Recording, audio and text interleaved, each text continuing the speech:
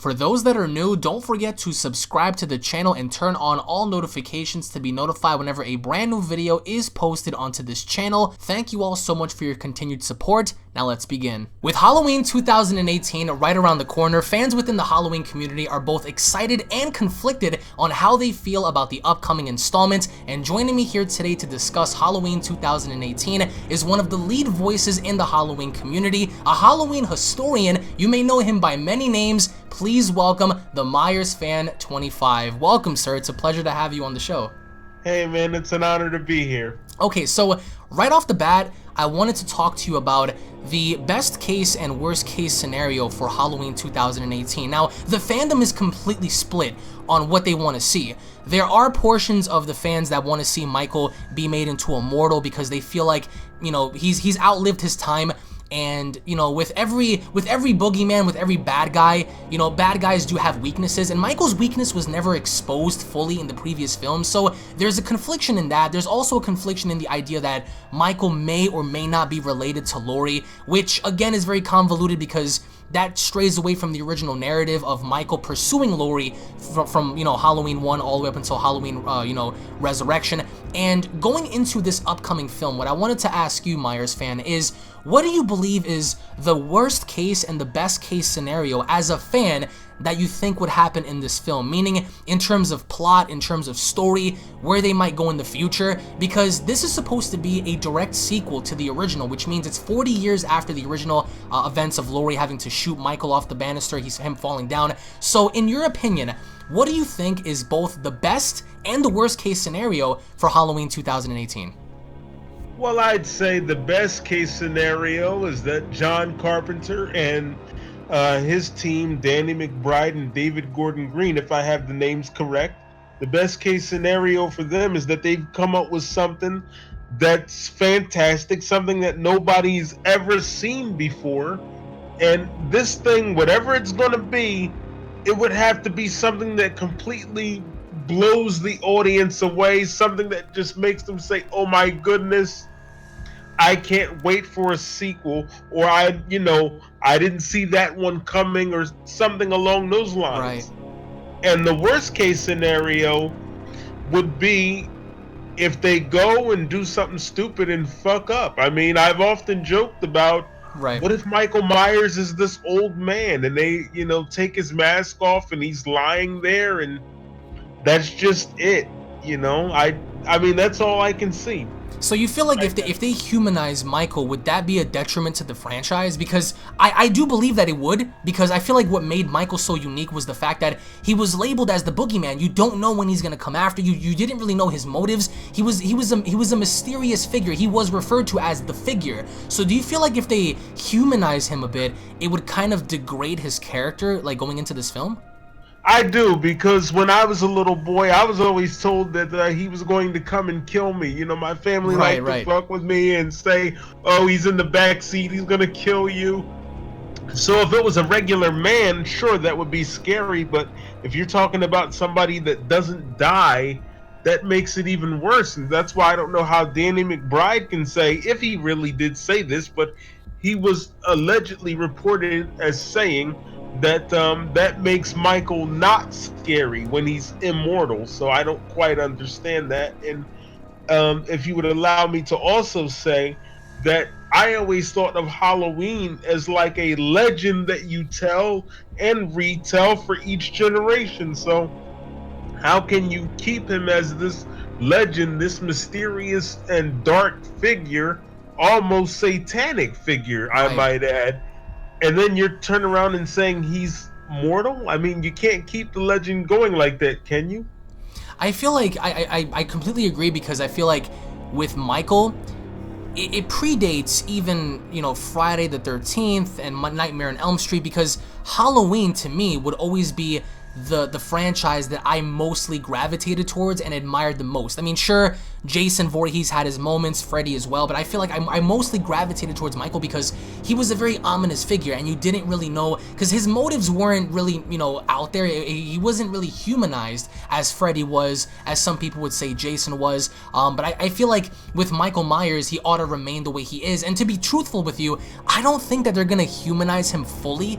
I think that they're gonna give him some character development because obviously he's, you know, a figure that's known to never speak, so maybe they might allow him to speak, which if they do, that'll be a detriment as well, but it would be very interesting to see Michael speak for the first time, even if it's to Laurie or somebody else, because he hasn't spoken in many, many, many years. But going back to the main narrative of the film with Laurie having a daughter, do you think that it's possible that if this movie grosses in a lot of money and in some way, shape, or form they decide to continue, do you see a scenario happening to where Michael fully kills Laurie off by his own hands? Not as we saw in Resurrection with Laurie just dropping on down and, you know, breaking her back or whatever, but like by the hands of Michael, you know, Michael having to finally get his hands on his sister and murdering her before his very eyes and just killing her off. Do you think that it could set up a potential sequel or maybe a plethora of movies down the line if they see revenue coming in,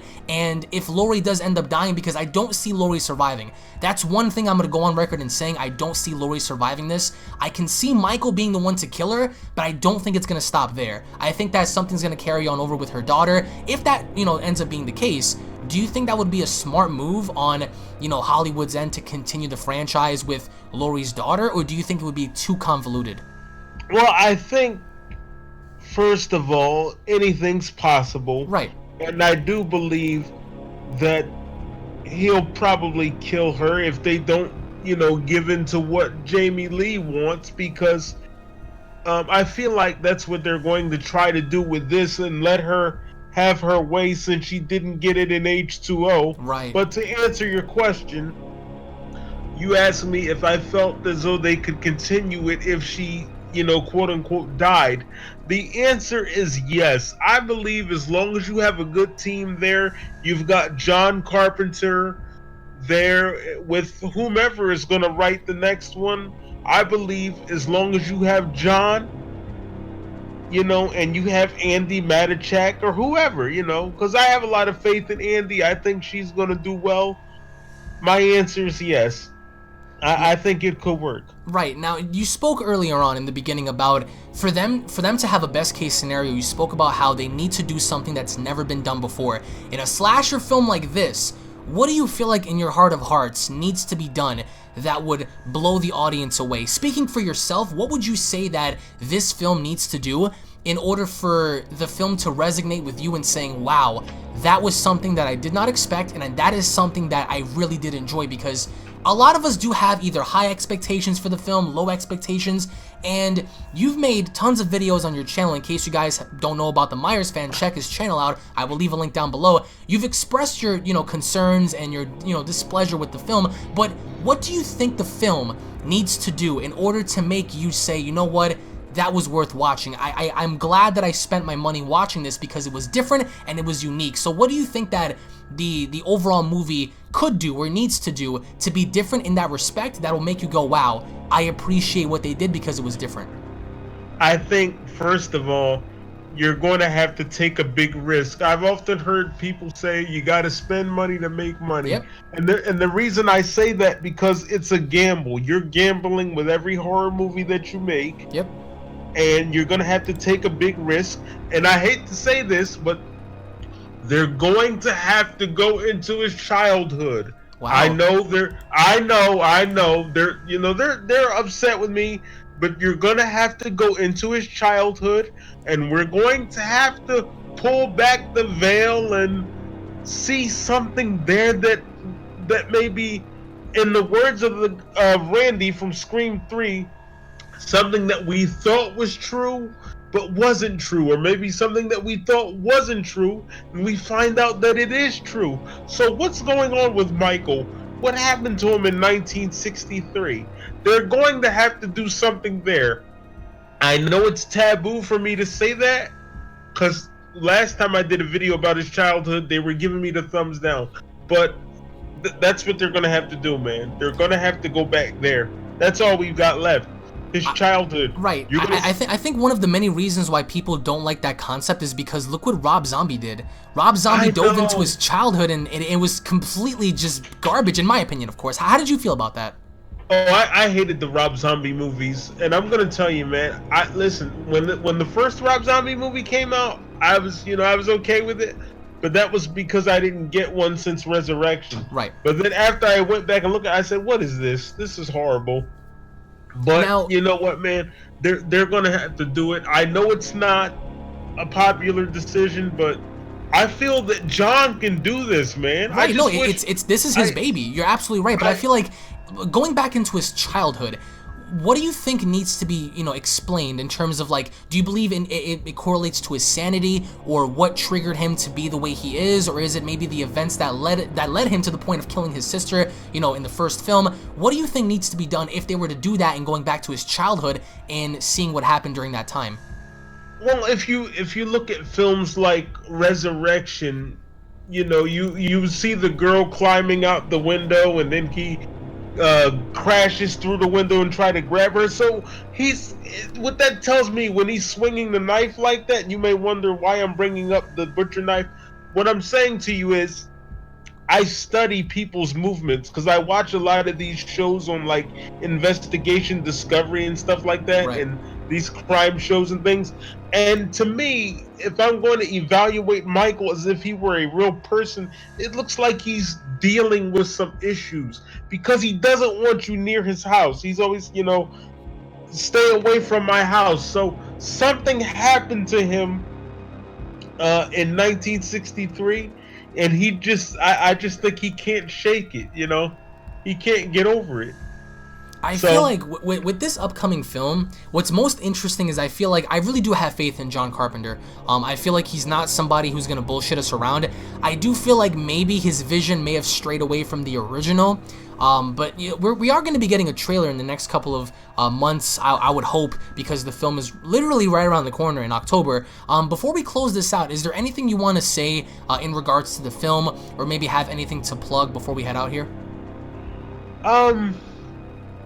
The only thing I can say, man, is that I have complete faith in John, even though I don't always agree with him and the things that he says and does, but I have faith in John, and because if he felt like he couldn't do this, he wouldn't have come back. And I just hope that they stay true to the original vision that he had, and just try and listen to the fans. And only thing I can say as far as plugging anything is follow me on social media. I'll give you my links and everything like that, and I want to thank you for having me on. I really appreciate it. No, it's a pleasure. And again, guys, if you guys love Halloween, make sure you guys subscribe to the Myers Fan. I will leave a link to his channel and his Twitter down in the description box, guys. Thank you all so much for watching. If you guys enjoyed it, leave a like down below. Hit that subscribe button, guys. Let us know your thoughts as to if you guys agree with us, if you guys disagree. Maybe you guys have a different vision as to where you would take Halloween. We would like to know. Thank you all once again. Tune back in for more, and we'll be seeing you all down in the comment section. Have a great day, everybody.